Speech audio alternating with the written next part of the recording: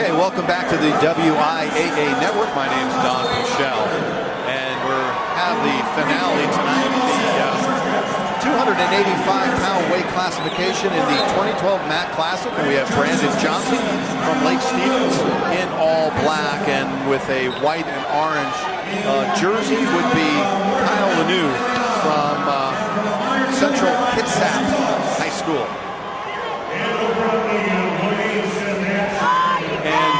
Johnson had 2 pins to get here and then won the semis 4-3. He beat Bo Cook of Meade, Larkin Williams of Auburn Riverside, and Orion Turnbull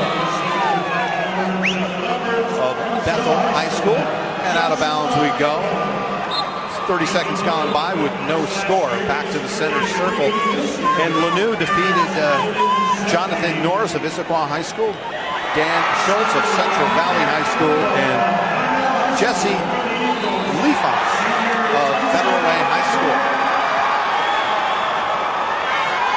About a minute gone by, no score in this one in the 285-pound classification. Brandon Johnson, last year, 2011 Tri-State 4th place in the 285-pound weight classification, and the year before that in the 215. So gaining a little weight there, it's all good. And he's only a junior, and that was in 2010, a freshman at 215 pounds weight classification. He dreams of being on American Idol. You gotta love that. From Lake Stevens, Brandon Johnson. And he pinned his way through regionals this year. That's Brandon Johnson. Kyle Lanoue, on the other hand, twice league champions, regional champions, Hammerhead champion, Pacific Coast champion at second place, and second in Batman. He's a Narrows League football defensive MVP, participant in the East-West All-Star Game, which is quite an honor. 11 seconds left, and they go out of bounds in the first period. 33-6 is the record for Brandon Johnson. 35-2 for Kyle Lanoue. So back in the circle with 4 seconds, 1 second, and there you go. That is the end of round number 1. No points scored in that first period of the finale tonight in the 285-pound weight class.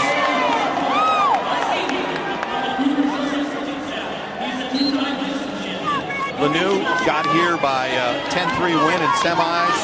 He pinned in the quarters and won by 1 point in the opening round.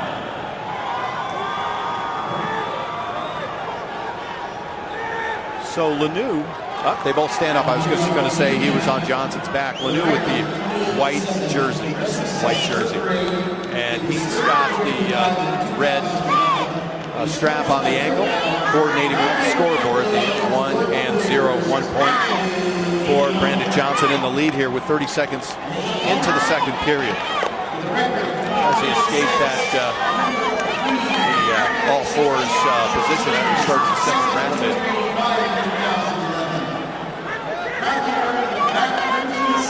He's trying to get an advantage, but right now we're just we're both in neutral, and trying to make something happen is Brandon Johnson trying to spin his opponent, Kyle Lanoue. But Johnson in all black from Lake Stevens, Central Kitsap in white lettering on Kyle Lanoue's jersey there. The second period is clocking down rather rapidly. We have 40 seconds left.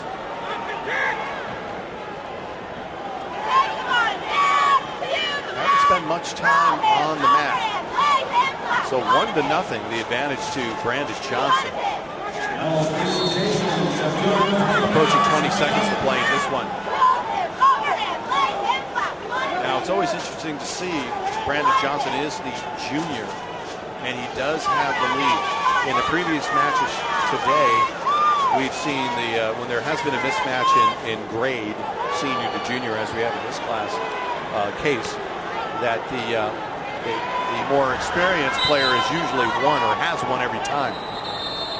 But at the moment, we do have a reversal of that theory with Brandon Johnson leading 1-0. The place is pretty much thinned out as most of the participation of the players is over. All the moms and dads have gone home to maybe watch this webcast. My name's Don Buchel. Thanks for being here on the WIAA network at WIAA.com. So we've tied it up. Lanoue picked up a point as he escaped the grasp of Johnson. 1-1. 15 seconds into this final of 3 periods in the 285-pound weight class. I'll tell you, these kids are both in good shape. I wouldn't have taken any of them for anything more than 240 if I didn't know it was the 285 weight class. So, almost Lanoue had his helmet strap go over his eyes there, and he was at a disadvantage for a second. I think Brandon Johnson let him put it back together there for him. 1:10 to go in this period. That whistle from another mat down the way. These kids are quite disciplined. They know when the whistle's 5 feet from them or 25 feet from them.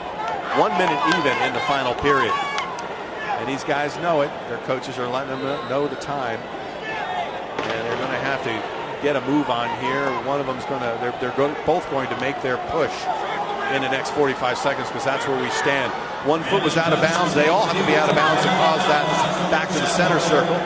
It's starting to get down to crunch time with the big boys here. Lanoue with the white lettering on his back.